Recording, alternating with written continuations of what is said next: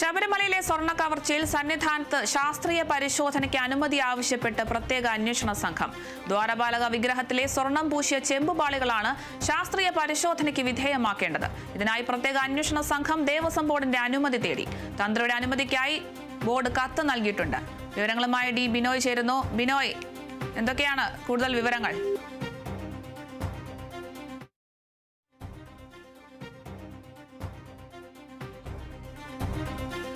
ശബരിമല സ്വർണ്ണ കവർച്ചയിൽ സന്നിധാനത്ത് ശാസ്ത്രീയ പരിശോധനയ്ക്ക് അനുമതി ആവശ്യപ്പെട്ട് പ്രത്യേക അന്വേഷണ സംഘം ദ്വാരപാലക വിഗ്രഹത്തിലെ സ്വർണം പൂശിയ ചെമ്പുപാളികളാണ് ശാസ്ത്രീയ പരിശോധനയ്ക്ക് വിധേയമാക്കുന്നത്. ഇതിനായി പ്രത്യേക അന്വേഷണ സംഘം ദേവസ്വം ബോർഡിന്റെ അനുമതി തേടിയിട്ടുണ്ട്. തന്ത്രിയുടെ അനുമതിക്കായി ബോർഡിന് കത്തും നൽകിയിട്ടുണ്ട്. ശബരിമലയിലെ സ്വർണ്ണ കവർച്ചയിലാണ് സന്നിധാനത്ത് ശാസ്ത്രീയ പരിശോധനയ്ക്ക് അനുമതി ആവശ്യപ്പെട്ട് പ്രത്യേക അന്വേഷണ സംഘം വന്നിരിക്കുന്നത്. ദ്വാരപാലക വിഗ്രഹത്തിലെ സ്വർണം പൂശിയ ചെമ്പുപാളികളാണ് ശാസ്ത്രീയ പരിശോധനയ്ക്ക് വിധേയമാകേണ്ടത്.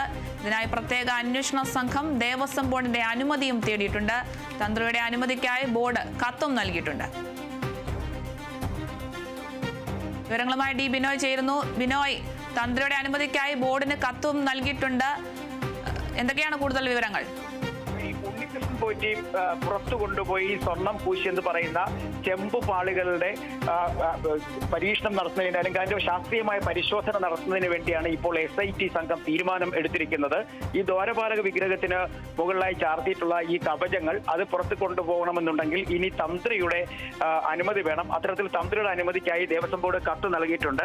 ഉടൻ അനുമതി നൽകണം എന്നാണ് ഈ അന്വേഷണ സംഘം ആവശ്യപ്പെട്ടിരിക്കുന്നത്. കാരണം വളരെ വേഗത്തിൽ കേസന്വേഷണം പൂർത്തിയാക്കേണ്ടതായിട്ടുണ്ട്.